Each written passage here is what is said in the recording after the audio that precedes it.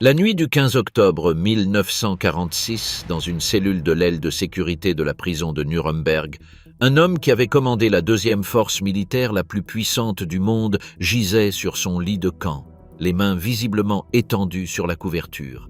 C'était son habitude. Les gardes l'observaient par le petit guichet ovale de la porte métallique toutes les 30 secondes, comme ils le faisaient depuis le début du procès 11 mois plus tôt.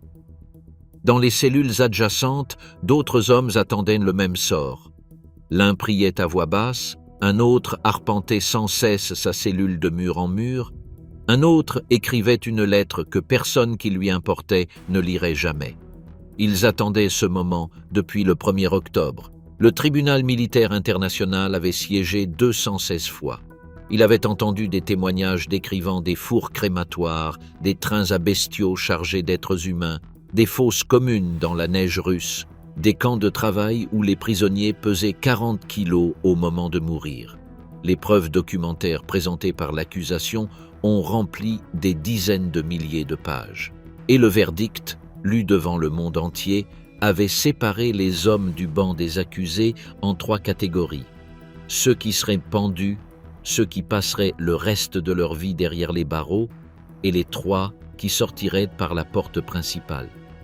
Mais cette nuit-là, tout cela était derrière eux. Ce qui restait, c'était un bâtiment aux murs de pierre, une corde de chanvre et le bruit sourd d'une trappe s'ouvrant dans l'obscurité. Nuremberg avait un sens symbolique avant d'avoir un sens juridique. C'est dans cette ville bavaroise que le Parti national-socialiste a célébré ses grands rassemblements annuels de 1933 à 1938. L'architecte Albert Speer y a conçu le Zeppelin-Feld, une esplanade de pierre calcaire capable d'accueillir 340 000 personnes, éclairée par 130 projecteurs anti-aériens qui formaient des murs de lumière blanche jusqu'à 10 km de hauteur. C'est à Nuremberg que, le 15 septembre 1935, ont été promulguées les lois de Nuremberg qui ont dépouillé les citoyens juifs d'Allemagne de leur nationalité et interdit les mariages mixtes. C'est dans cette ville qu'Adolf Hitler a prononcé les discours qui ont mobilisé des millions de personnes. Lorsque les Alliés ont gagné la guerre et ont eu besoin d'un lieu pour juger ceux qui l'avaient déclenché, ils ont choisi Nuremberg pour des raisons tant pratiques que narratives. Le palais de justice, situé au numéro 1 de la Bürgerstraße, avait survécu relativement intact aux bombardements alliés qui avaient détruit 90% du centre historique. Il disposait de vastes salles d'audience et surtout la prison attenante pouvait héberger les accusés pendant toute la durée du procès. La ville en ruine, avec ses façades médiévales éventrées et ses rues remplies de décombres, faisait le reste. Les mêmes hommes qui avaient défilé triomphalement sous ces tours seraient désormais jugés au milieu de leurs cendres. Le procès a commencé le 20 novembre 1945. 24 hauts responsables du régime nazi ont été accusés sous 4 chefs d'accusation. Conspiration pour crime contre la paix, crime contre la paix, crime de guerre et crime contre l'humanité. Robert Ley, chef du Front allemand du travail, s'était pendu dans sa cellule le 25 octobre 1945, avant que le procès ne commence, en utilisant des bandes d'une serviette attachées à la chasse d'eau des toilettes. Son suicide a amené le colonel Burton C. Andrews, commandant de la prison, à quadrupler le nombre de gardes. Une sentinelle permanente devant chaque cellule, 24 heures sur 24. Gustav Krupp von Bohlen und Halbach, le grand industriel qui avait armé l'Allemagne, a été déclaré incapable d'être jugé en raison d'une détérioration mentale sévère. Les 22 autres ont pris place sur le banc des accusés. Sur les murs de la salle 600 du palais de justice, les 4 pays vainqueurs, les États-Unis, la Grande-Bretagne, la France et l'Union soviétique, avaient installé des systèmes de traduction simultanés en 4 langues. C'était la première fois dans l'histoire que ce système était utilisé dans un tribunal international. Les accusés portaient des casques noirs. Il pouvait écouter en allemand chaque accusation, chaque témoignage, chaque paragraphe du jugement qui déciderait ensuite s'il vivrait ou mourrait. Les avocats de la défense ont présenté plus de 100 000 déclarations sous serment. L'accusation a produit comme preuve plus de 3 000 documents, la plupart saisis directement dans les archives du Reich. C'est ce qui a distingué Nuremberg de tout procès antérieur. Les nazis documentaient tout. Leurs propres mots, avec leur propre signature, sur leur propre papier, ont été l'accusation la plus accablante possible. Le procureur en chef américain, Robert H. Jackson, a déclaré dans son discours d'ouverture que les crimes que le tribunal allait examiner étaient si calculés, si monstrueux et si dévastateurs que la civilisation ne pouvait pas les ignorer si elle voulait survivre. Il avait raison sur un point concret. La guerre que ces hommes avaient planifiée et exécutée avait tué entre 70 et 85 millions d'êtres humains, environ 3% de la population mondiale de 1940. Les accusés écoutaient dans leur casque. Avant de parler de la façon dont ils sont morts, il faut comprendre comment ils ont vécu ces 11 mois de procès. Les cellules de la prison de Nuremberg mesuraient environ 3 mètres sur 4. Elles comprenaient un lit, une table, une chaise et des toilettes dans un coin. La fenêtre était trop petite pour y regarder à travers. La lumière y entrait filtrée. Les gardes les observaient par le petit guichet ovale de la porte toutes les 30 secondes, sans exception, jour et nuit.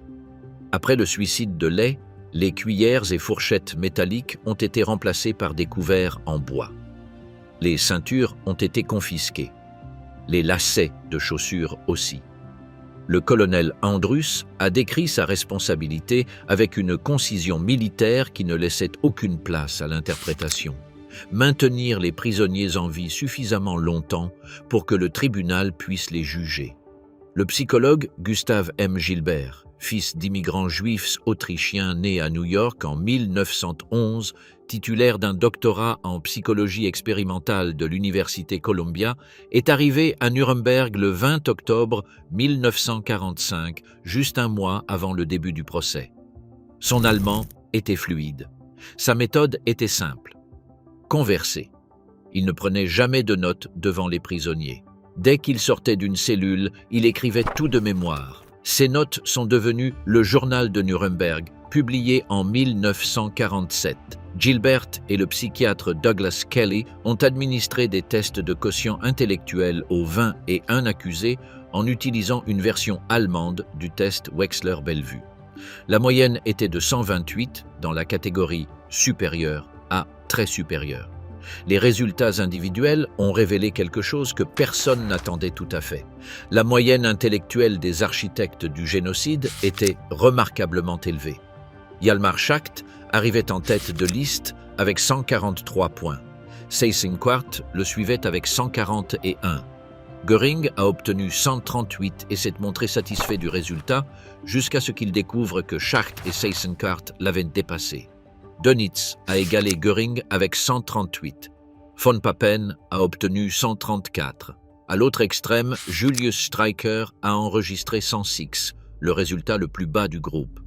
Kaltenbrunner a obtenu 113. Les examinateurs ont observé que les résultats ne disaient rien sur la capacité morale, l'empathie ou la tendance à la cruauté. L'intelligence mesurée par ces tests n'était aucunement une garantie contre la participation à la violence systématique. Göring a dominé le banc des accusés dès le premier jour, tout comme il avait dominé les couloirs du pouvoir pendant 12 ans. Il s'est installé au siège du premier rang. Il s'irritait visiblement de l'indifférence de Hess, qui était à ses côtés. Gilbert a noté dans son journal que Göring cherchait activement le moyen de maintenir le groupe soudé, d'empêcher les autres de coopérer avec l'accusation afin que le procès devienne une tribune de résistance politique. Il était, a noté Gilbert, le leader naturel de ce dernier cabinet improvisé. Mais le groupe n'était pas homogène. Il y avait des factions visibles même depuis la tribune de la presse. Albert Speer menait l'aile qui était prête à condamner le régime, à se séparer d'Hitler, à se présenter comme des technocrates qui n'avaient pas su ce qui se passait. Speer n'a jamais totalement pardonné à Göring le mépris que celui-ci affichait envers sa position. L'affrontement entre les deux hommes a été constant durant le procès. Frank s'est distancé des autres dès qu'il a pris place, porté par la culpabilité religieuse qui, selon lui, le dévorait. Schacht ne cachait pas son mépris pour presque tous, y compris Göring, dont il avait férocement critiqué la gestion économique avant la guerre. Et puis, il y avait Streicher, qui était ouvertement rejeté par ses propres co-accusés. Göring a dit à Gilbert que Streicher était un imbécile, qui avait fait plus de tort au parti qu'il ne l'avait aidé.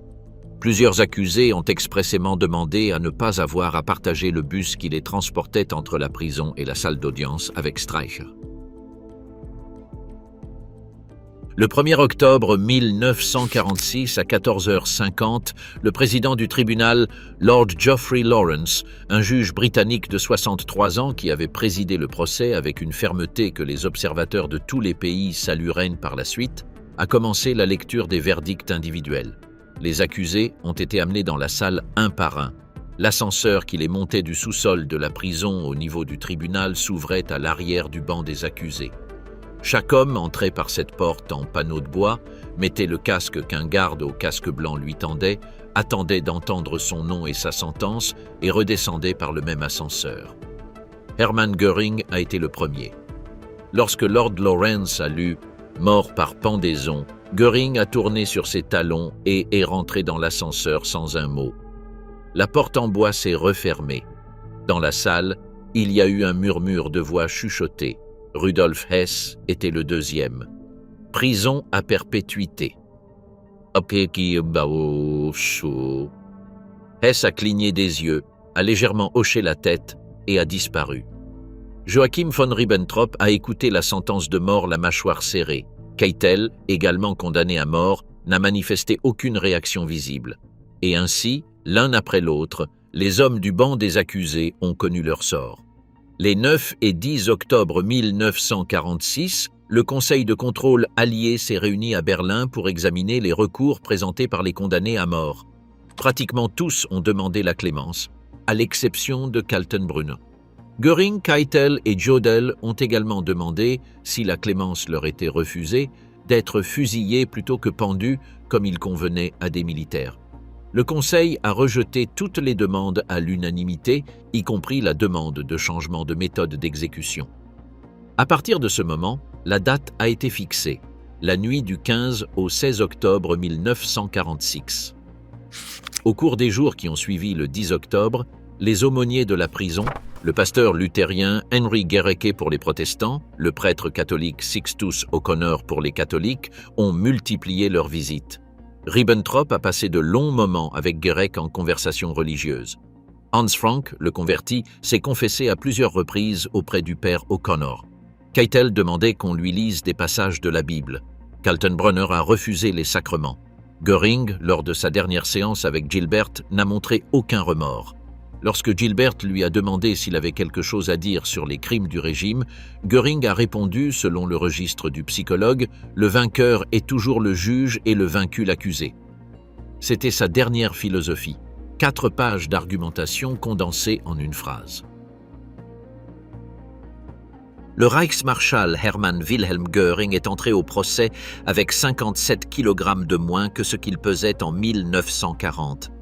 Il était arrivé à Nuremberg en mai 1945, précisément depuis le camp de prisonniers de guerre de Mondorf-les-Bains, au Luxembourg, connu sous le nom de camp Ashcan, avec un poids de 124 kg et une sévère addiction à la dihydrocodéine, un opioïde synthétique qu'il consommait à des doses atteignant 40 pilules par jour. Le colonel Andrus, qui avait géré le camp de Mondorf avant le transfert à Nuremberg, a décrit sa première rencontre avec Göring par une phrase devenue célèbre. Quand Göring est arrivé à Mondorf, c'était un bonnet baveux avec 2 valises pleines de paracodéine. J'ai pensé que c'était un vendeur de produits pharmaceutiques, mais nous l'avons désintoxiqué et nous en avons fait un homme. La désintoxication a été progressive, sous la supervision médicale des docteurs Miller et Kelly, avec des doses décroissantes de paracodéine. Au moment de s'asseoir sur le banc des accusés, Göring pesait environ 80 kilos, avait l'esprit clair pour la première fois depuis des années et avait décidé de faire du procès sa scène personnelle. Göring n'a pas été un accusé passif. Le psychologue Gilbert, qui lui rendait visite dans sa cellule régulièrement durant tout le procès, a décrit Göring comme le dominant intellectuel du banc des accusés. Il était charismatique, intelligent, impitoyable dans son analyse et totalement convaincu que l'histoire le réhabiliterait. Lorsque le procureur en chef américain Robert H. Jackson a commencé son contre-interrogatoire, Göring a pris le contrôle de la salle avec une habileté qui a laissé le procureur visiblement déstabilisé durant les premiers jours. Jackson a dû changer de tactique. La presse a largement couvert ce duel. Le tribunal a conclu que Göring avait été, après Hitler, l'homme le plus puissant du régime. Il avait fondé la Gestapo en Prusse le 26 avril 1933. Il avait créé les premiers camps de concentration. Il avait présidé la conférence du 12 novembre 1938, au cours de laquelle il a été décidé d'imposer une amende d'1 milliard de marks à l'ensemble de la communauté juive allemande après la nuit de cristal, afin que les fonds des assurances pour les biens détruits aillent à l'État plutôt qu'aux propriétaires. Le 31 juillet 1941, il avait signé le document chargeant Heinrich Himmler et Reinhard Heydrich de la planification de ce que les actes ont nommé une solution globale à la question juive dans la sphère d'influence allemande en Europe. Le tribunal a conclu que sa culpabilité était unique dans son énormité. Son quotient intellectuel de 138 faisait de lui le troisième plus élevé du groupe. Il était furieux de l'avoir découvert. Le verdict est tombé le 1er octobre 1946, coupable sur les 4 chefs d'accusation. La sentence ? La mort par pendaison. Göring a demandé à être fusillé. Cette demande lui a été refusée. Les recours devant le Conseil de contrôle allié ont été rejetés le 10 octobre. La nuit du 15 octobre a été la dernière de sa vie. À 21h30, les journalistes ont été autorisés à inspecter le bloc de cellules. Les gardes ont rapporté que Göring semblait dormir, les mains visiblement posées sur la couverture. C'était sa position habituelle. Personne ne s'en inquiéterait. À 22h45, le garde a remarqué quelque chose de différent sur le visage de Göring. Il a appelé le caporal de garde. Lorsque le médecin est arrivé, le râle de l'agonie était déjà dans sa gorge. Une ampoule de cyanide de potassium. On l'a trouvé à l'intérieur d'une capsule de laiton de la taille d'une cartouche de fusil. 3 notes écrites à la main accompagnaient la cartouche vide, une adressée au colonel Andrus, une autre à son épouse Amy, une 3e sans destinataire précis. Le contenu des notes n'a pas été publié immédiatement. La façon dont il avait obtenu le poison après plus d'1 an sous une surveillance extrême est restée un mystère pendant des décennies. L'hypothèse la plus documentée désigne un garde américain nommé Herbert Lee Stevers, âgé de 19 ans à l'époque, qui a déclaré en 2005, alors qu'il avait 78 ans, qu'une femme allemande l'avait convaincu de transmettre à Göring ce qu'elle avait décrit comme un médicament dans un stylo-plume. Stevers a déclaré ne pas avoir su ce que contenait l'objet. Cette affirmation n'a pas été vérifiée judiciairement, mais coïncide avec certains détails circonstanciels documentés. D'autres théories suggèrent que le poison aurait pu être caché à l'intérieur d'un tube de dentifrice que Göring conservait depuis son arrivée, ou qu'un médecin allemand du personnel de la prison aurait été complice. Le mystère technique n'a jamais été définitivement résolu. Le corps de Göring a été transféré au gymnase de la prison. On l'a placé dans la salle d'exécution pour qu'il soit photographié aux côtés des corps des 10 hommes qui étaient bien morts sur la potence, occupant symboliquement la place qu'il aurait dû avoir sous l'accord. À 1h11 du matin, le 16 octobre 1946, Joachim von Ribbentrop a franchi la porte du gymnase de la prison de Nuremberg et est devenu le premier homme de la nuit à marcher vers la potence. Il était l'ancien ministre des Affaires étrangères du Reich. Il était né le 30 avril 1893 à Wesel, dans la région rhénane de Prusse. Il avait étudié en France et au Canada avant la Première Guerre mondiale, où il avait servi comme officier de l'armée allemande. Il a accédé au monde de la diplomatie non pas par la voie traditionnelle, mais grâce à ses relations sociales. Il a épousé en 1920 Anna Elisabeth Henkel, héritière d'une importante entreprise viticole allemande dont la fortune et les contacts lui ont ouvert des portes. Il a négocié l'accord naval germano-britannique de 1935 comme son premier grand succès diplomatique, ainsi que le pacte anti-Comintern de 1936. Sa nomination comme ambassadeur à Londres, à partir d'août 1936, a été un échec retentissant. Le comte Galeazzo Ciano, gendre de Mussolini, a écrit dans son journal que Ribbentrop était l'un des hommes les plus stupides d'Europe. Même au sein du cercle nazi, son arrogance et son manque de tact diplomatique étaient légendaires. Son quotient intellectuel lors des tests de Gilbert était de 129, à la limite supérieure de la catégorie supérieure. Le tribunal a documenté que Ribbentrop avait participé directement à la persécution des Juifs à l'échelle internationale. En septembre 1942, il a ordonné aux représentants diplomatiques allemands dans les pays satellites de l'Axe d'accélérer les déportations de Juifs vers l'Est. En juin 1942, l'ambassadeur allemand à Vichy a demandé à Pierre Laval de livrer 50 000 Juifs pour la déportation. En février 1943, Ribbentrop a protesté auprès de Mussolini contre la lenteur italienne dans la déportation des Juifs de la zone d'occupation italienne en France. Le 17 avril 1943, il a participé à la conférence entre Hitler et l'amiral Miklos Horthy de Hongrie, où lui et Hitler ont fait pression pour accélérer la déportation des Juifs hongrois. Ribbentrop a informé Horthy que les Juifs devaient être exterminés ou emmenés dans des camps de concentration. Le tribunal l'a déclaré coupable sur les 4 chefs d'accusation. Son score d'intelligence s'est révélé paradoxalement plus élevé que celui de plusieurs de ses collègues. Mais l'intelligence et l'habileté politique sont 2 choses différentes. La nuit précédente, les journalistes l'avaient vu dans sa cellule parlant à voix basse avec l'aumônier de la prison, le pasteur luthérien Henry Gericke. C'était une conversation qui durait depuis plusieurs jours.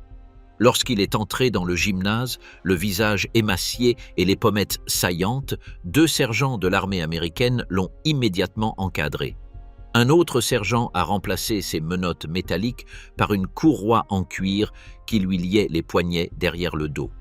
Le plan original prévoyait que les condamnés marchent depuis leur cellule les mains libres, mais le suicide de Göring quelques heures plus tôt avait modifié le protocole sur le champ. La salle comptait 3 gibets disposés en rangée. 2 seraient utilisés en alternance pour accélérer le rythme, le 3e servant de réserve. Chaque échafaud consistait en une plateforme élevée en bois avec 13 marches, une poutre horizontale et une trappe à 2 battants qui s'ouvrait en actionnant un levier. Lorsque l'officier de garde lui a demandé son nom au bas des marches, Ribbentrop a tardé à répondre. On le lui a répété, et c'est alors qu'il a presque crié « Joachim von Ribbentrop ». Il a gravi les 13 marches sans hésiter. Sur la plateforme, le bourreau, le sergent-chef John C. Woods, tenait la corde à 13 tours. On lui a demandé s'il avait une dernière déclaration à faire. « Que Dieu protège l'Allemagne, que Dieu ait pitié de mon âme. Mon dernier souhait est que l'unité allemande soit préservée, qu'une entente entre l'Est et l'Ouest soit atteinte, et qu'il y ait la paix dans le monde. » La trappe s'est ouverte à 1h16. Ribbentrop a été déclaré mort à 1h29, 13 minutes après être tombé. Les médecins présents ont certifié qu'il n'y avait pas eu de fracture du cou lors de la chute. Le sergent-chef Woods avait utilisé des longueurs de chute standards qui ne compensaient pas adéquatement le poids de chaque individu. Certains condamnés cette nuit-là ne sont pas morts d'une rupture cervicale, mais d'une lente strangulation. Certaines sources présentes ont cité des durées allant de 14 à 28 minutes pour certains prisonniers. L'armée américaine a publiquement nié les affirmations concernant une strangulation prolongée, mais n'a pas présenté les rapports d'autopsie. Wilhelm Keitel a été le 2e à mourir cette nuit-là. L'horloge indiquait 1h40 lorsqu'il est monté sur l'échafaud. Il était né le 22 septembre 1882 à Helmscherode, une petite localité de Basse-Saxe. Il était le fils aîné d'un propriétaire terrien. Il est entré dans l'armée en 1901 et a servi pendant la Première Guerre mondiale, atteignant le grade de commandant. Il a gravi les échelons progressivement sous la République de Weimar et est devenu chef du état-major particulier du ministre de la Guerre, Werner von Blomberg, en 1935. Lorsque Hitler a pris le commandement direct des forces armées le 4 février 1938, en dissolvant le ministère de la Guerre et en créant l'OKW, Oberkommando der Wehrmacht, le haut commandement de la Wehrmacht, Keitel a été nommé à sa tête. C'était le poste le plus élevé du commandement militaire allemand après Hitler lui-même. Mais l'OKW n'était pas un état-major opérationnel conventionnel. C'était en pratique le secrétariat militaire d'Hitler. Le Feldmaréchal Erwin von Manstein, qui l'a côtoyé régulièrement pendant la guerre, a écrit plus tard que Keitel était le moins qualifié pour occuper ce poste. Les généraux allemands l'appelaient Lackeitel, un jeu de mots entre son nom de famille et le mot allemand Lakai, Lakeis. L'accusation a été utilisée dans la salle d'audience, même par l'un de ses collègues. Son quotient intellectuel lors des tests de Gilbert était de 129, identique à celui de Ribbentrop. Keitel avait signé le décret du 7 décembre 1940 et inconnu sous le nom de Nacht und Nebel, nuit et brouillard, en vertu duquel les civils des territoires occupés accusés de résistance devaient être arrêtés en secret, transférés en Allemagne sans notification à leurs familles ni aux puissances protectrices, et jugés uniquement si une peine de mort était probable. Dans le cas contraire, ils étaient remis à la Gestapo sans laisser de traces de leur sort. Son nom apparaissait sur des ordres autorisant l'exécution de 50 à 100 civils soviétiques pour chaque soldat allemand tué lors d'attaques de la résistance. Le 13 mai 1941, il avait signé une directive en vertu de laquelle les civils soupçonnés de crimes contre les troupes pouvaient être fusillés sans jugement, et les soldats allemands commettant des crimes contre des civils ne seraient pas poursuivis.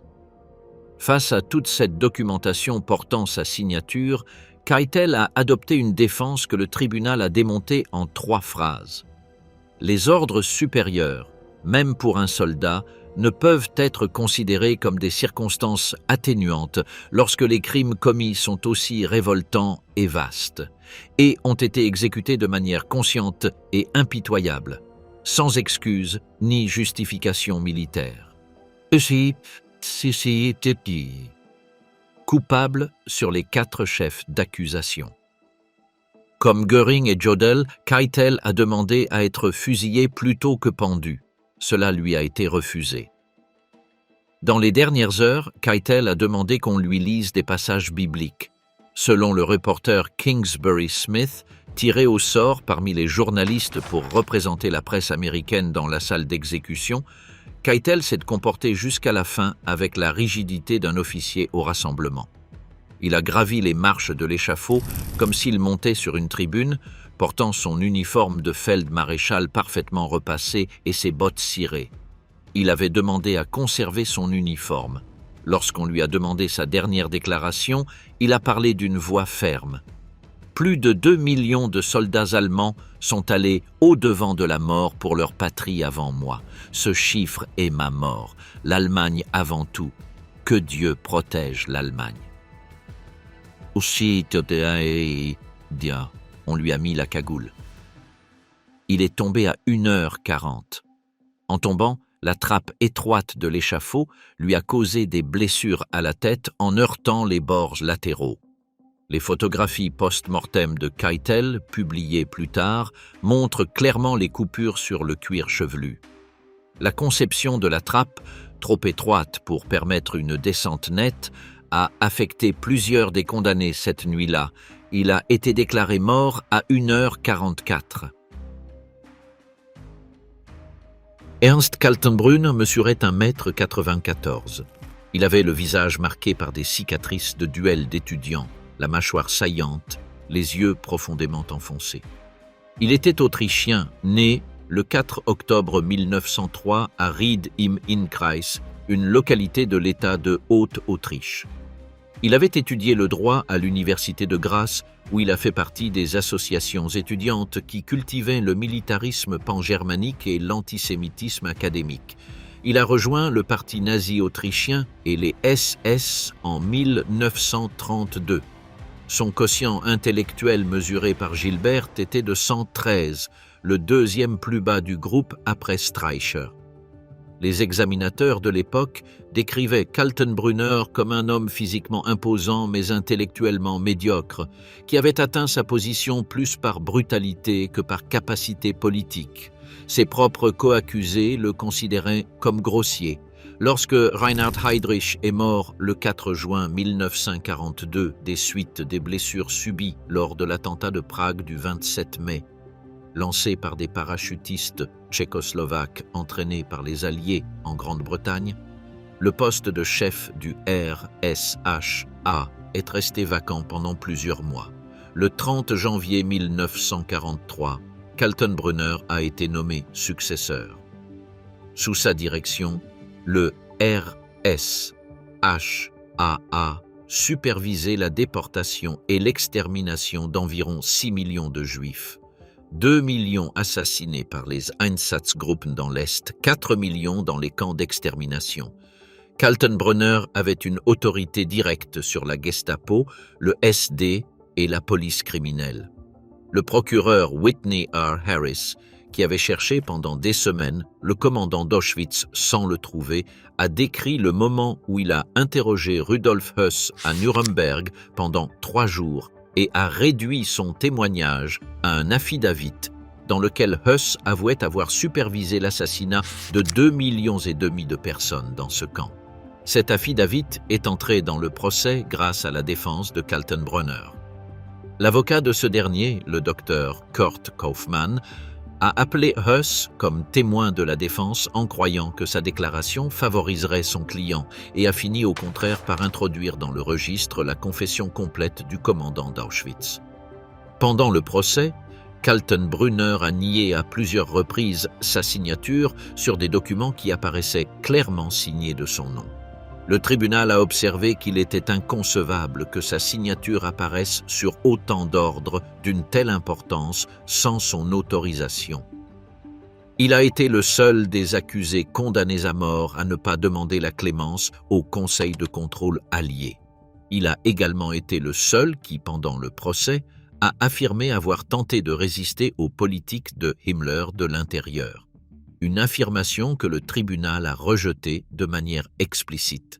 Le procureur Harris, présent cette nuit-là dans le gymnase, a décrit plus tard le ton des dernières paroles de Kaltenbrunner comme apologétique. D'une voix basse mais audible, il a prononcé « Allemagne, bonne chance ». Selon le reporter de Time Magazine présent cette nuit-là, lorsque la cagoule noire a été placée sur sa tête, Kaltenbrunner continuait à parler. La trappe s'est ouverte à 1h39. Il a été déclaré mort à 1h52. Alfred Rosenberg était l'idéologue du parti.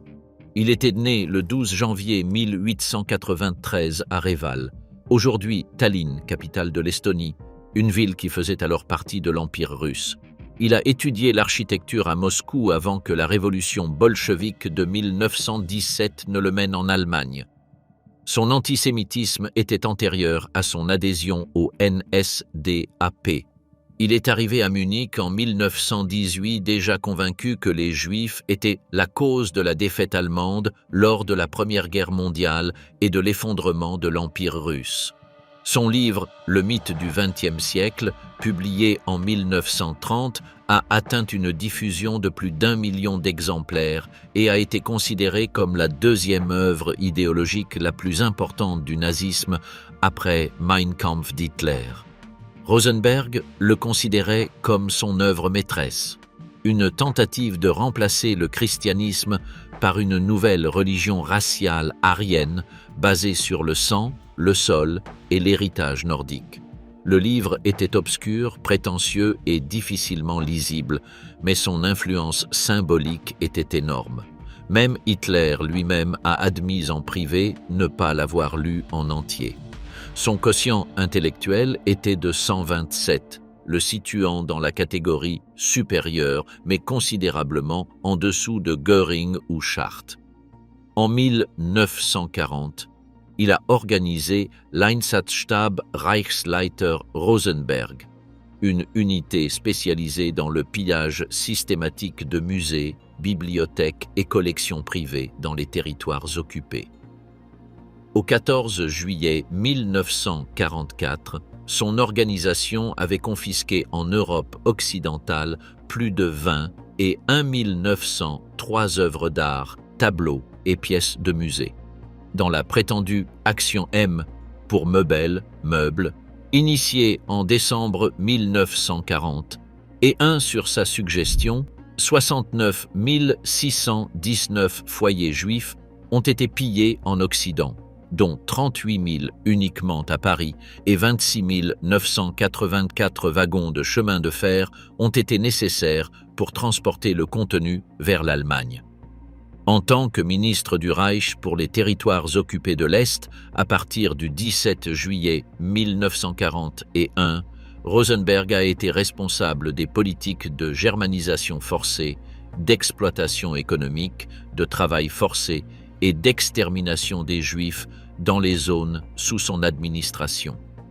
En juin 1941, 2 jours avant l'attaque contre l'Union soviétique, il avait dit à ses collaborateurs que l'objectif était de nourrir l'Allemagne avec les ressources des territoires orientaux, sachant que cela signifiait la famine pour les populations locales. Rosenberg était de tous les accusés le plus prolifique en mots écrits. Des décennies d'articles, de livres, de discours, de directives. L'homme qui avait rempli des milliers de pages avec son idéologie. Le rédacteur en chef du Völkischer Beobachter, le journal du parti, l'orateur, l'écrivain, le théoricien raciste du Troisième Reich. Au dernier moment de sa vie, il a choisi le silence. Rosenberg est entré dans le gymnase le teint terne et les joues creusées. Il a marché d'un pas régulier vers l'échafaud. Lorsqu'on lui a demandé s'il avait quelque chose à dire, il a répondu par un seul mot d'une voix très basse, « Non ». Bien qu'il ait déclaré à de multiples reprises son athéisme et qu'il ait construit toute sa philosophie sur le rejet du christianisme qu'il voyait comme une contamination sémitique de l'esprit nordique, un aumônier protestant l'a accompagné jusqu'aux marches de l'échafaud. Rosenberg l'a regardé une fois, sans expression, puis il a regardé devant lui. La corde a dû être ajustée 2 fois. 90 secondes après l'ouverture de la trappe, il pendait à la corde. Hans Frank a été le seul des 10 condamnés à entrer dans le gymnase avec un sourire sur le visage. C'était un sourire étrange, presque serein. Frank était né le 23 mai 1900 à Karlsruhe, fils d'un avocat qui a plus tard été radié pour conduite frauduleuse. Il a étudié le droit à Munich et à Kiel, et en 1930, il était déjà le chef de la direction juridique du NSDAP. En mars 1933, il a été nommé ministre de la Justice de Bavière. En 1934, il est passé au niveau fédéral comme ministre du Reich sans portefeuille.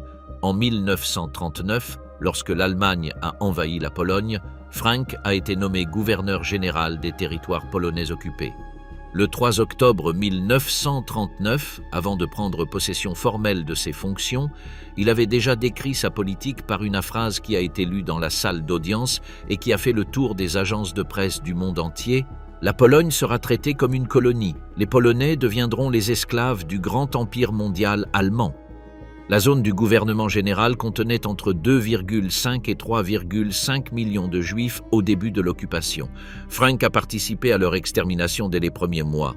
Le 16 décembre 1941, il a dit à son cabinet « Nous devons anéantir les Juifs où que nous les trouvions et partout où cela sera possible pour maintenir la structure du Reich dans son ensemble. » Au 25 janvier 1944, il a estimé qu'il ne restait plus que 100 000 Juifs sur son territoire.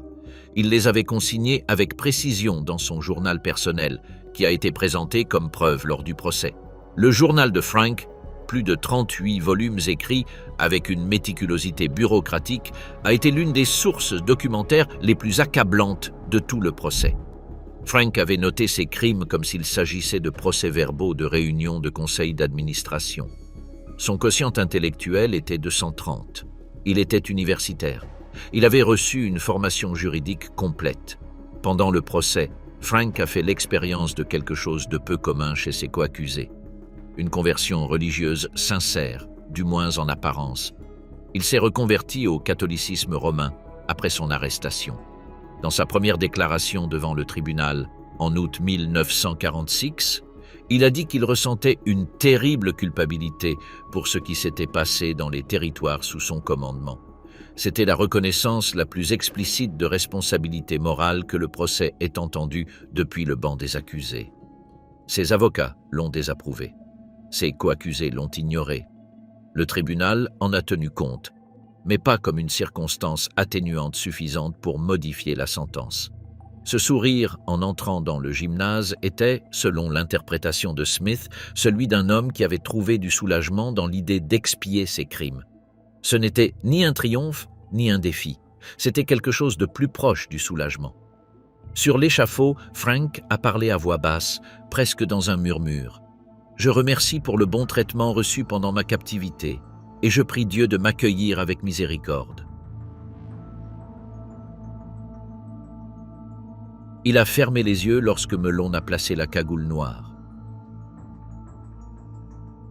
Wilhelm Frick a été le 6e à mourir cette nuit-là, à 2h05 du matin, 6 minutes après que Rosenberg a été déclaré mort. Il était né le 12 mars 1877 à Alsens, dans le Palatinat rhénan. Il était le plus âgé de tous les condamnés à mort cette nuit-là, 69 ans. Il a étudié le droit à Munich, Berlin, Heidelberg et Göttingen. Il a rejoint la police de Munich en 1904 et c'est là qu'il a croisé la route d'Hitler. Lors du putsch de la brasserie en novembre 1923, Frick, qui occupait alors un poste au département de police de Munich, a fourni des informations internes aux putschistes et a été jugé pour cela, bien qu'il ait reçu une peine avec sursis. Sa loyauté précoce envers le parti lui a valu d'être élu au Reichstag en 1924 au sein de la délégation nazie. Frick n'était pas un général ni un idéologue au sens de Rosenberg. C'était un bureaucrate, un expert en droit administratif qui était entré sur le banc des accusés avec la réputation d'avoir été le principal architecte législatif de la dictature nazie. En tant que ministre de l'Intérieur du Reich de 1933 à 1943, c'est Frick qui a rédigé, signé et administré les lois qui ont supprimé les partis d'opposition, dissous les syndicats, installé la base légale de la Gestapo et construit l'échafaudage juridique de l'État totalitaire. Les lois de Nuremberg de 1935, qui ont dépouillé les Juifs de leur citoyenneté allemande et interdit les mariages entre Juifs et non-Juifs, portaient sa signature et son élaboration technique. Son quotient intellectuel était de 124 dans la catégorie supérieure. En 1943, alors que l'extermination massive des Juifs dans l'Est était en plein essor et constituait déjà un secret de polichinelle parmi les hauts dirigeants du Reich, Frick a signé un décret qui plaçait les Juifs hors de la loi et les remettait formellement à la Gestapo. Le tribunal a conclu qu'il avait une pleine connaissance des programmes d'euthanasie pratiqués dans les hôpitaux et asiles sous sa juridiction ministérielle, où environ 275 000 malades mentaux, handicapés et personnes considérées comme des bouches inutiles par le régime ont été assassinés. Les plaintes concernant ces morts sont arrivées formellement à son bureau. Il n'a pris aucune mesure pour les arrêter. Frick est entré dans la salle d'exécution à 2h05 du matin. Il a marché vers l'échafaud d'un pas régulier. Ses seuls mots ont été au nombre de 4. Que vive l'Allemagne éternelle. En tombant par la trappe, tout comme Keitel avant lui, Frick s'est heurté la tête contre les bords du mécanisme. Les blessures ont été documentées sur les photographies post-mortem. Julius Streicher était le plus perturbateur de tous les condamnés cette nuit-là. Il était né le 12 février 1885 à Fleinhausen, un petit village de Bavière. Il était le fils d'un instituteur. Il a lui-même exercé comme instituteur avant de rejoindre l'armée allemande pendant la Première Guerre mondiale. Après la guerre, il est devenu l'un des premiers fidèles d'Hitler et a participé au putsch de la brasserie en novembre 1923. De 1925 à 1940, il a été le Gauleiter de Franconie. Mais son rôle le plus déterminant a été celui d'éditeur de l'hebdomadaire Der Stürmer, qu'il a publié sans interruption entre 1923 et le dernier numéro en mars 1945. Der Stürmer a atteint en 1935 un tirage de 600 000 exemplaires par numéro. Chaque édition était consacrée d'une manière ou d'une autre à la propagande antisémite la plus violente et la plus dégradante qui ait jamais circulé dans un média de masse. Les articles combinaient des accusations médiévales de crimes rituels avec des caricatures obscènes et des articles appelant directement à l'extermination. Son quotient intellectuel était de 106, le plus bas du groupe. Ses propres co-accusés le méprisaient. Göring a dit à Gilbert que Streicher était un imbécile qui avait fait plus de tort au parti par ses excès qu'il ne l'avait servi. Plusieurs accusés ont demandé à ne pas partager les transports avec lui. Le tribunal a conclu qu'entre 1938 et 1944, Streicher avait publié dans son journal des dizaines d'articles appelant explicitement à l'extermination des Juifs européens et qu'il l'avait fait tout en connaissant le progrès réel de cette extermination à travers la presse qu'il lisait. Le journaliste de son propre journal s'était rendu dans les ghettos de l'Est au printemps 1943. L'hebdomadaire juif israélite Wochenblatt, que Streicher recevait et lisait, rapportait dans chaque numéro les chiffres des déportés et des assassinés. Dans des numéros de l'été et de l'automne 1942, on citait 72 729 morts à Varsovie, 17 542 à Lodz, 125 000 en Roumanie, 700 000 en Pologne. Streicher n'a jamais eu le pouvoir de prendre des décisions opérationnelles sur l'extermination. Mais le tribunal a déterminé que ces mots avaient été un carburant direct pour ceux qui les prenaient et qu'ils le savaient. La nuit de l'exécution, les journalistes qui ont inspecté les cellules l'ont vu inquiet, sans le calme de certains de ses camarades. Streicher est entré dans le gymnase en donnant l'impression d'être à bout. Il a marché vers l'échafaud numéro 1, les yeux injectés de sang. Au bas des marches, lorsque le garde l'a arrêté pour l'identification formelle, il a poussé un cri qui, selon le correspondant Smith, a envoyé un frisson dans mon dos. « Heil Hitler !» Pendant qu'il montait les marches, il a crié « Maintenant je vais à Dieu !» Et Purim Fest 1946.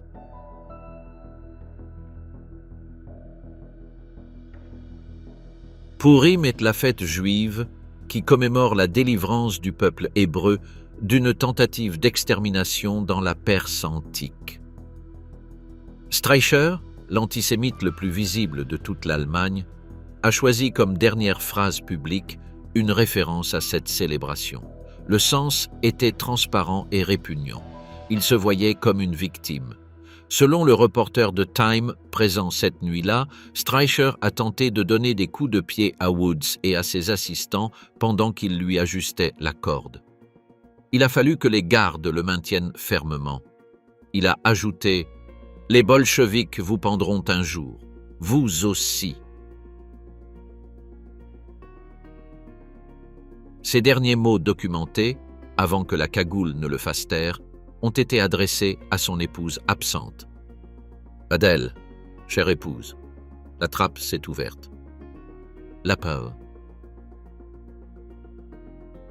Fritz Sockel n'a pas voulu mettre son manteau avant de quitter sa cellule. C'était un geste que plusieurs témoins ont remarqué cette nuit-là. Les gardes ont dû l'emporter de toute façon. Sokal avait 51 ans au moment de son exécution. Il était né le 27 octobre 1894 à Haßfurt, en Bavière. Il s'était engagé dans la marine marchande à 15 ans, naviguant pendant des années sur des navires qui ont sillonné le nord de l'Europe. La Première Guerre mondiale l'a trouvé en mer. Il a été interné en France comme prisonnier de guerre en 1914 et n'a été libéré qu'en 1919. Il est revenu dans une Allemagne en ruine. Il gagnait sa vie comme ouvrier industriel. Il a rejoint le NSDAP en 1923 et est devenu Gauleiter de Thuringe en 1927, poste à partir duquel il a construit une organisation politique régionale efficace. Il était loyal, méthodique et discipliné. Ce n'était pas un intellectuel, son quotient intellectuel de 118 était le 4e plus bas du groupe, mais c'était un organisateur compétent. Le 21 mars 1942, Hitler l'a nommé mandataire général pour le recrutement de la main-d'œuvre, avec autorité sur tout le travail disponible dans les territoires occupés. C'était la version bureaucratique de ce que les historiens décriraient comme le plus grand programme d'esclavage du travail de l'histoire moderne. Sous cette fonction, Sokal a organisé la déportation pour le travail forcé de plus de 5 millions de personnes provenant des pays occupés.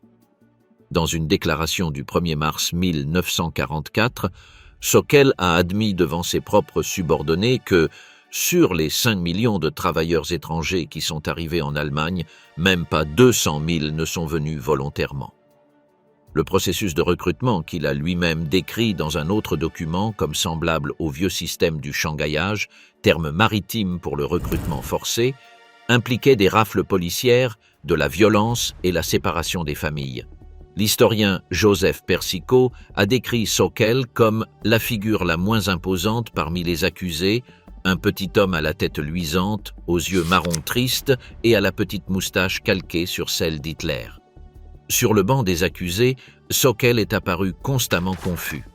Sa défense a consisté à nier sa responsabilité personnelle dans les conditions de vie des travailleurs, attribuant chaque phase du programme à une autre agence. Lorsqu'on lui montrait des documents portant sa signature donnant des ordres spécifiques, il disait que d'autres les avaient préparés et qu'il n'avait pas toujours lu ce qu'il signait. Et pourtant, sur l'échafaud, la dernière posture qu'il a réussi à maintenir était celle d'une victime. Lorsqu'on lui a demandé s'il avait quelque chose à dire, Sokal a protesté avec la même conviction qu'il avait montrée pendant tout le procès. « Je meurs innocent, le verdict était injuste. Que Dieu protège l'Allemagne et rende à l'Allemagne sa grandeur. Que vive l'Allemagne et que Dieu protège ma famille. » C'était l'homme qui avait envoyé des millions de personnes mourir dans des usines d'armement, réclamant sa propre innocence dans les dernières secondes de sa vie. Alfred Jodl est entré dans la salle d'exécution à 2h34 du matin, le col du manteau de son uniforme de la Wehrmacht à moitié relevé dans le dos, comme s'il l'avait enfilé à la hâte. Ses traits étaient tendus. Il se humectait les lèvres continuellement tout en marchant. Il était né le 10 mai 1890 à Würzburg, en Bavière. Il était le fils d'un capitaine d'artillerie de l'armée bavaroise. Il a suivi la carrière militaire avec une détermination tranquille. Il a étudié à l'Académie de guerre. En 1935, il est devenu chef de la section de la défense nationale au sein de l'OKW et en août 1939, juste quelques jours avant le déclenchement de la guerre, il est revenu à l'OKW pour devenir chef de l'état-major d'implication opérationnelle, le poste qu'il occuperait jusqu'à la fin de la guerre. Son quotient intellectuel était de 127 lors des tests de Gilbert. Il était général d'artillerie et chef de l'état-major d'implication opérationnelle de l'OKW. Selon les termes du tribunal, il était le véritable planificateur de la guerre, responsable dans une large mesure de la stratégie et de la conduite des opérations militaires. Son journal personnel, saisi par les Alliés, a documenté sa participation à la planification des invasions de l'Autriche, de la Tchécoslovaquie, de la Norvège, des Pays-Bas, de la Yougoslavie, de la Grèce et de l'Union soviétique. Dans une entrée de son journal après la crise des Sudètes en 1938, Il avait écrit avec admiration que le génie du Führer avait à nouveau remporté la victoire sans avoir besoin de recourir à la force.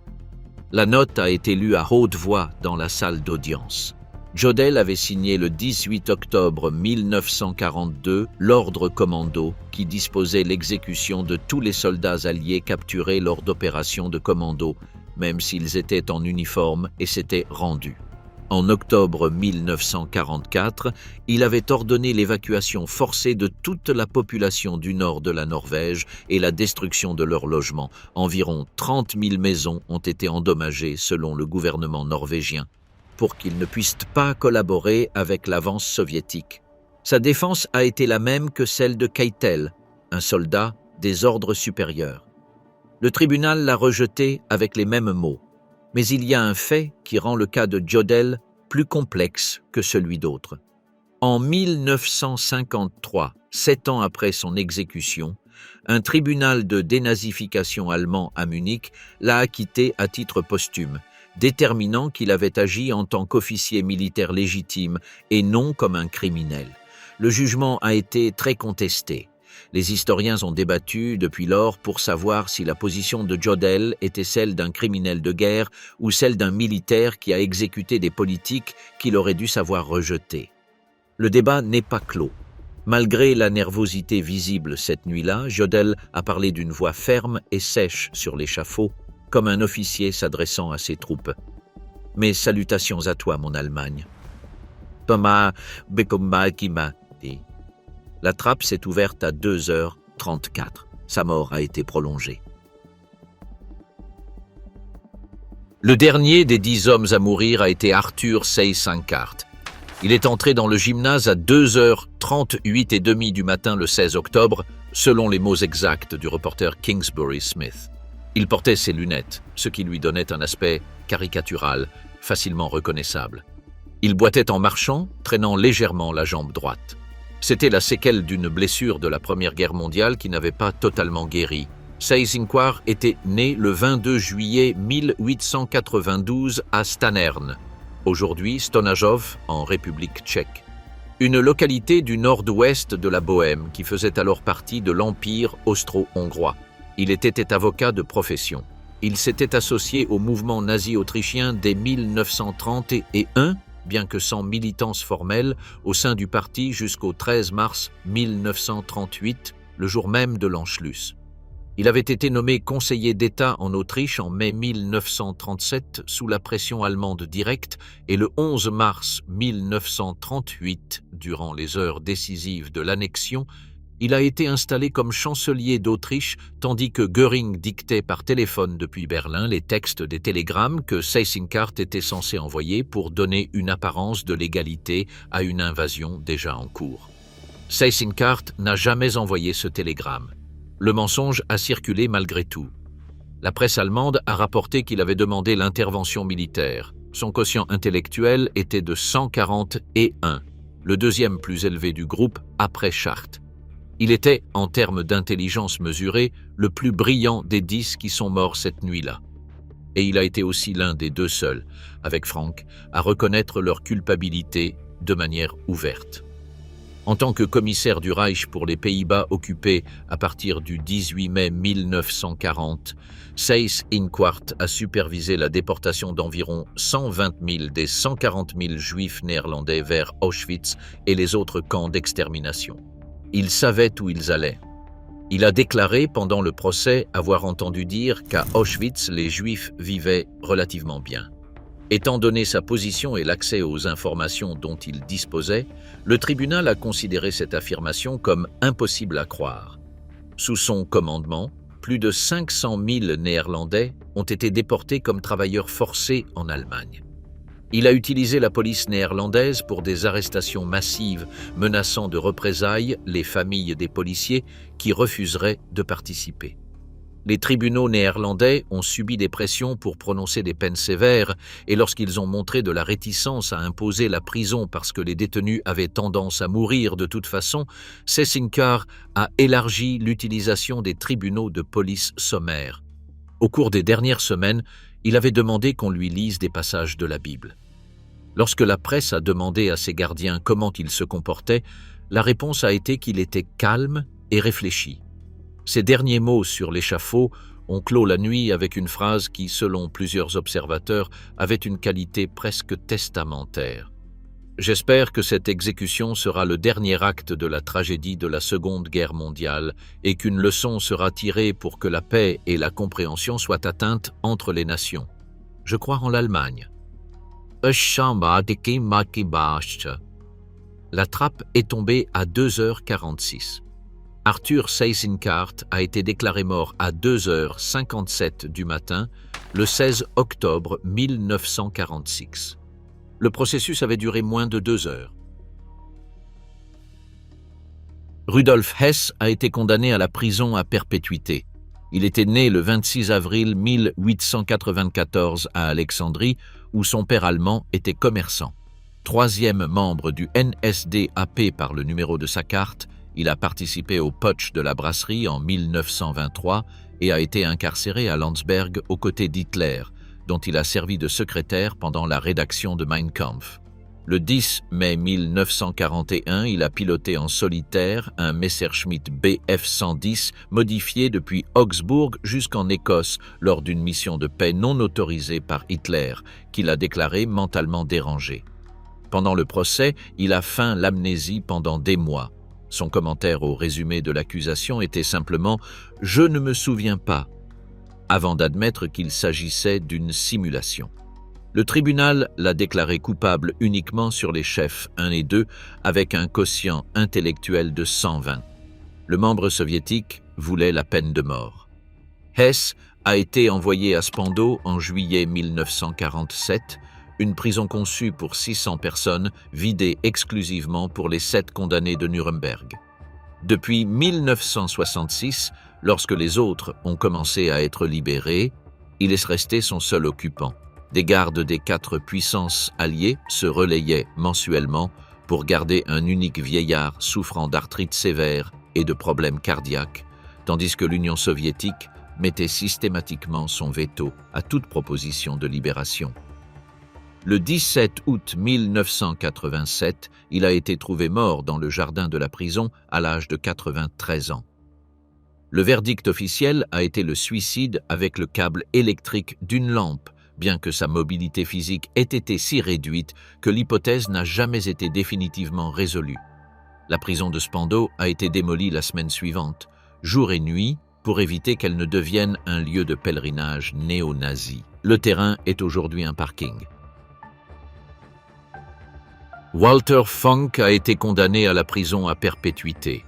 Il était né le 18 août 1890 à Trakenen, en Prusse orientale, et avant de rejoindre le NSDAP en 1931, il a été rédacteur en chef du Berliner Börsenzeitung.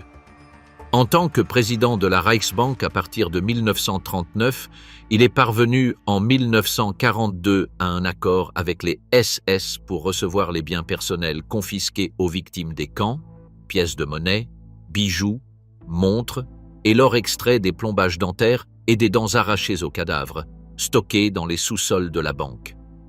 Lorsque ses subordonnés posaient des questions sur les envois, Funk leur disait de ne pas poser trop de questions.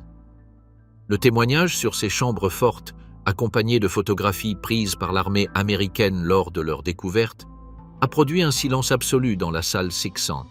Il a été libéré en 1957 en raison de la détérioration de sa santé. Il est mort à Düsseldorf le 30 et 1 mai 1960. Erich Raeder, grand amiral et commandant de la Kriegsmarine jusqu'en 1943, a également reçu la prison à perpétuité. Le tribunal a conclu que, conjointement avec Rosenberg, il avait été à l'origine du plan d'attaque contre la Norvège. Libéré en 1955 pour des raisons de santé, il est mort à Kiel le 6 novembre 1960. Karl Dönitz a été le seul condamné de Nuremberg à devenir chef d'État allemand, poste qu'il a occupé entre le 30 avril et le 23 mai 1945, lorsqu'il a signé la reddition inconditionnelle. Son quotient intellectuel de 138 égalait celui de Göring. Il a été condamné à 10 ans de prison. Non pas pour la guerre sous-marine à outrance, car l'amiral Chester Nimitz a présenté une déclaration devant le tribunal admettant que la marine américaine avait fait exactement la même chose dans le Pacifique dès le premier jour, mais pour d'autres aspects de sa conduite. Il a purgé la totalité de ses 10 ans à Spandau et a été libéré le 1er octobre 1956. Il a publié ses mémoires, 20 Tage, en 1958. Il est mort le 24 décembre 1980 à Aumühl, à l'âge de 89 ans, étant le dernier survivant du banc des accusés de Nuremberg. Baldur von Schirach a été condamné à 20 ans. Il était né le 9 mai 1907 à Berlin, d'origine partiellement américaine. Son arrière-grand-père maternel était officier de l'Union pendant la guerre de sécession américaine. Il a rejoint le NSDAP à 18 ans et, à partir de 1933, a contrôlé les Hitlerjugend jusqu'à ce qu'en 1940, 97% des jeunes Allemands éligibles en soient membres. En tant que Gauleiter de Vienne, à partir de 1940, il a présidé à la déportation des 60 000 Juifs qui restaient dans la ville, la défendant en septembre 1942 comme une contribution à la culture européenne. Dans ses déclarations finales devant le tribunal en août 1946, il a formulé une critique explicite à l'égard d'Hitler, disant avoir été éduqué pour un homme qui a assassiné par millions. Le tribunal l'a noté sans que la peine ne soit modifiée. Il a purgé la totalité de ses 20 ans et a été libéré le 30 septembre 1966. Il est mort le 8 août 1974. Albert Speer, l'architecte préféré d'Hitler, a été également condamné à 20 ans pour sa participation au programme de travail forcé en tant que ministre de l'Armement à partir de février 1942. Ces demandes de main-d'œuvre à Sauckel avaient été le moteur des déportations de millions de travailleurs forcés depuis les territoires occupés. En 1943, la production d'armement sous sa direction quadruplait les niveaux de 1941. Le tribunal a reconnu qu'il avait établi des « industries bloquées » qui permettaient à certains travailleurs de rester dans leur pays et que dans les derniers mois de la guerre, il avait saboté l'ordre de la terre brûlée d'Hitler au péril de sa vie. Il a également purgé la totalité de ses 20 ans, libéré le même jour que von Schirach. Ses mémoires, au cœur du Troisième Reich, 1969, ont construit l'image du « bon nazi » que des recherches ultérieures d'historiens comme Adam Tooze ont démonté. Speer avait assisté en 1943 à la conférence de Posen, où Himmler avait parlé explicitement de l'extermination devant l'élite du Reich. Il est mort le 1er septembre 1981 à Londres. Konstantin von Neurath, le plus âgé du banc des accusés avec 73 ans au moment du verdict, a été condamné à 15 ans de prison. Diplomate de carrière né le 2 février 1873 à Kleingladbach, en Württemberg, il avait servi comme ambassadeur en Italie et en Grande-Bretagne avant de devenir ministre des Affaires étrangères à partir de 1932, un poste qu'il a conservé sous Hitler jusqu'à ce qu'il soit remplacé par Ribbentrop le 4 février 1938. Sa fonction était de donner au régime une apparence de continuité avec la diplomatie allemande traditionnelle. Le 18 mars 1939, il a été nommé protecteur du Reich pour la Bohême et la Moravie, où sous son autorité, 8000 Tchèques influents ont été arrêtés le 1er septembre 1939, 9 dirigeants étudiants fusillés sans jugement en novembre de cette année-là, et 1200 étudiants emprisonnés après la fermeture de toutes les universités du protectorat. Lorsque Hitler l'a convoqué le 27 septembre 1941 pour lui dire que Heydrich serait envoyé dans le protectorat car il le considérait comme insuffisamment ferme, von Neurath a tenté de l'en dissuader sans succès. Il a alors demandé sa démission, qui lui a été accordée nominalement, se retirant dans son domaine pendant que Heydrich gouvernait de facto. Le tribunal a trouvé des circonstances atténuantes. Il était intervenu pour la libération de plusieurs personnes arrêtées en septembre 1939. Mais il a également conclu qu'il avait accepté ce poste en sachant ce que les politiques d'occupation nazie signifiaient en pratique et que sous sa signature avaient été promulguées des proclamations annonçant des exécutions. Il a été libéré le 6 novembre 1954, ayant purgé 8 des 15 ans en raison d'une détérioration sévère de sa santé. Il est mort le 14 août 1956 à Leinfelden. Le 1er octobre 1946, Lord Lawrence a lu 3 acquittements que le membre soviétique du tribunal, le général de division Iona Nikitchenko, a contestés immédiatement par une opinion dissidente formelle annexée au jugement.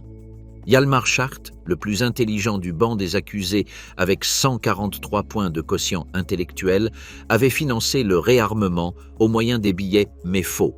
Des effets de commerce à 5 ans qui ont permis au Reich de dépenser environ 12 milliards de Reichsmarks en armement entre 1933 et 1938 sans qu'ils n'apparaissent au budget. Le tribunal a reconnu tout cela, mais a déterminé que l'implication selon laquelle Schacht savait que ce réarmement faisait partie d'un plan pour des guerres d'agression n'était pas prouvée au-delà de tout doute raisonnable, en partie parce qu'il avait été arrêté par la Gestapo en juillet 1944 et avait passé le reste de la guerre dans des camps de concentration. Franz von Papen, quotient de 134, a été la cheville ouvrière politique qui a rendu possible la nomination d'Hitler comme chancelier le 30 janvier 1933, en croyant pouvoir le contrôler. Le tribunal a reconnu qu'il avait sapé systématiquement le gouvernement autrichien de Schuschnigg et préparé le chemin vers l'Anschluss, mais a déterminé que ces offenses contre la moralité politique n'étaient pas criminelles au terme du statut du tribunal.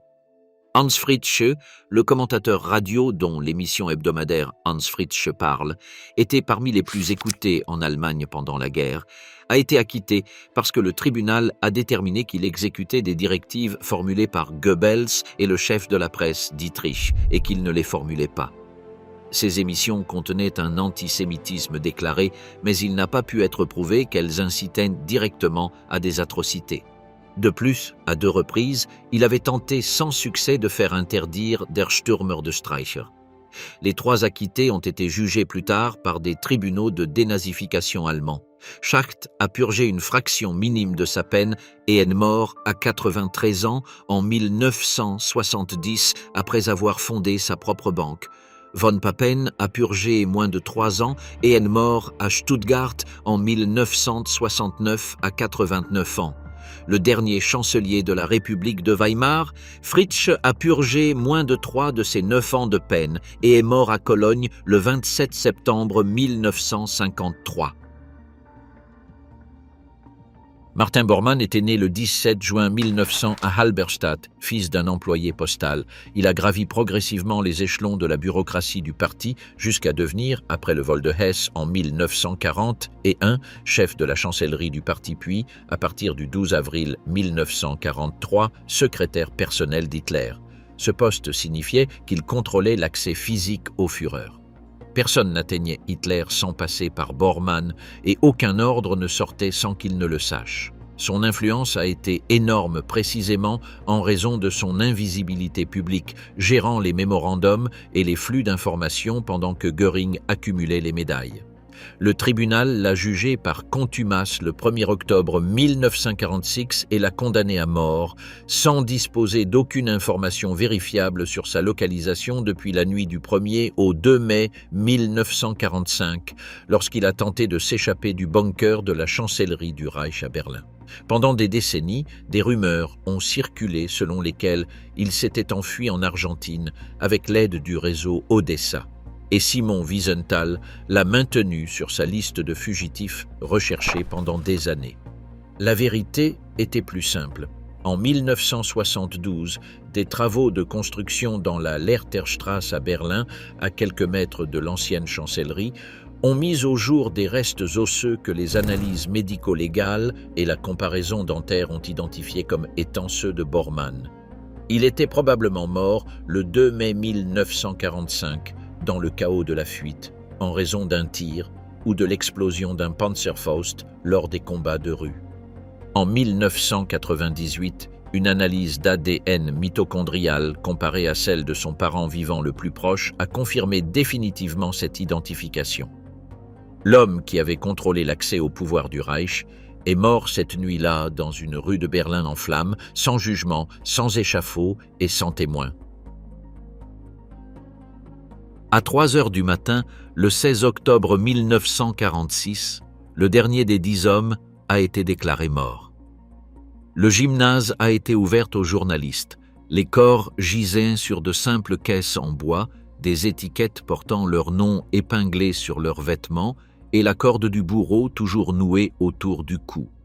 À leur côté a été placé le cadavre de Göring, afin qu'il occupe l'espace qui lui revenait dans la rangée et pour accomplir la procédure formelle d'examen devant les représentants des 4 puissances et les 2 témoins civils allemands, le ministre-président de Bavière Wilhelm Heuner et le procureur général de la Cour suprême bavaroise Jacob Meissner. Le procureur adjoint Whitney Harris, présent au nom de Jackson, a résumé chacun en une phrase. Keitel a parlé comme un soldat prussien, Kaltenbrunner sur un ton apologétique, Frank très doucement, Jodl comme un officier s'adressant à ses troupes. 2 camions militaires ont transporté les 11 cercueils vers Munich au cours des premières heures du matin. Durant toute cette journée, ils ont été incinérés au cimetière d'Ostfriedhof. Au coucher du soleil, les 11 urnes ont été apportées au Konvensbach, un petit affluent de l'Isar, et les cendres ont été déversées dans l'eau. L'Isar les a emportées vers le Danube vers la mer Noire. La procédure a été délibérée dans chaque détail. Aucune tombe, aucun point géographique qui puisse devenir un lieu de culte. Cette nuit-là même, comme le rapporte le magazine Time le 28 octobre 1946, un groupe d'enfants allemands a pendu une effigie de Göring près du château impérial de Nuremberg et l'a brûlée en silence, tandis que les flammes projetaient des ombres sur les ruines de la ville qui avait donné son nom aux lois de la haine. John Clarence Woods était un sergent-chef de l'armée américaine né à Wichita, au Kansas, en 1911. Il servait comme bourreau de l'armée depuis 1943 et affirmait avoir exécuté 347 personnes, un chiffre impossible à vérifier. Les exécutions de Nuremberg devaient employer la méthode de la chute longue, conçue pour produire une fracture cervicale immédiate.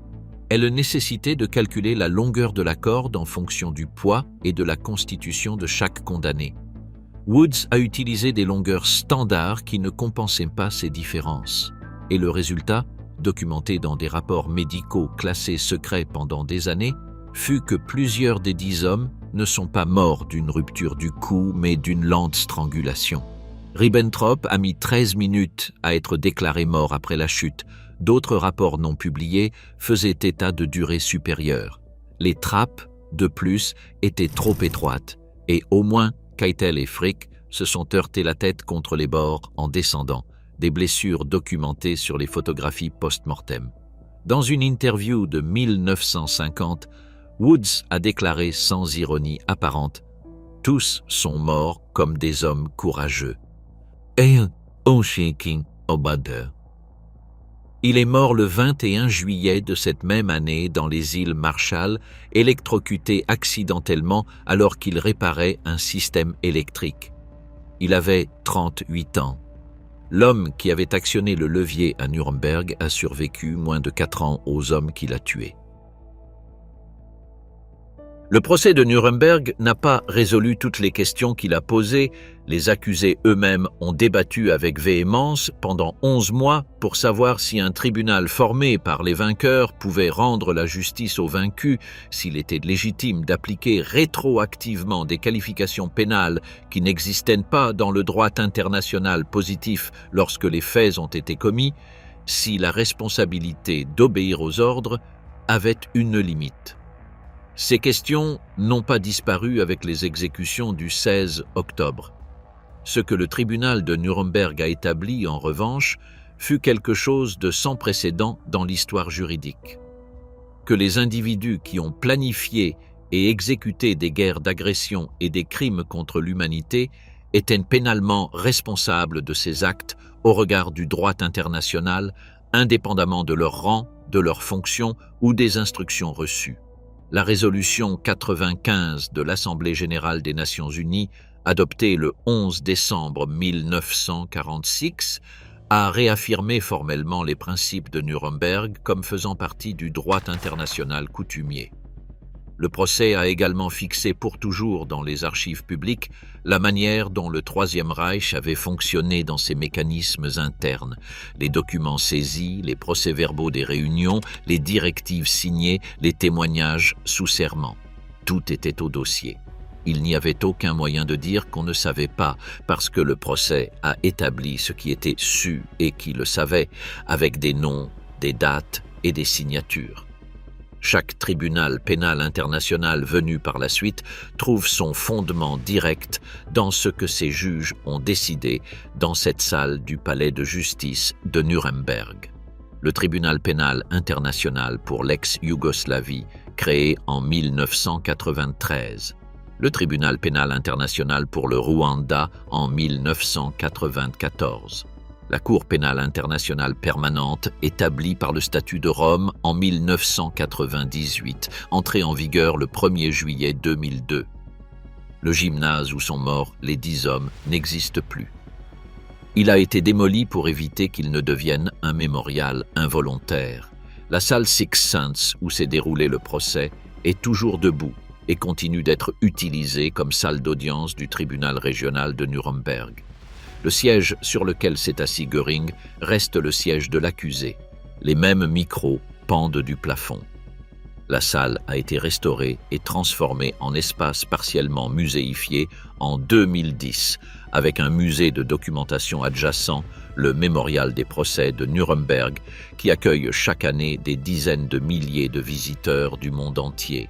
L'édifice qui a été le théâtre de la fin du Troisième Reich continue de juger. Les affaires y sont ordinaires désormais. Divorce, litiges contractuels, délits mineurs. Le poids de ce qui s'est déroulé entre ces murs n'a pas disparu. Il a seulement changé de forme.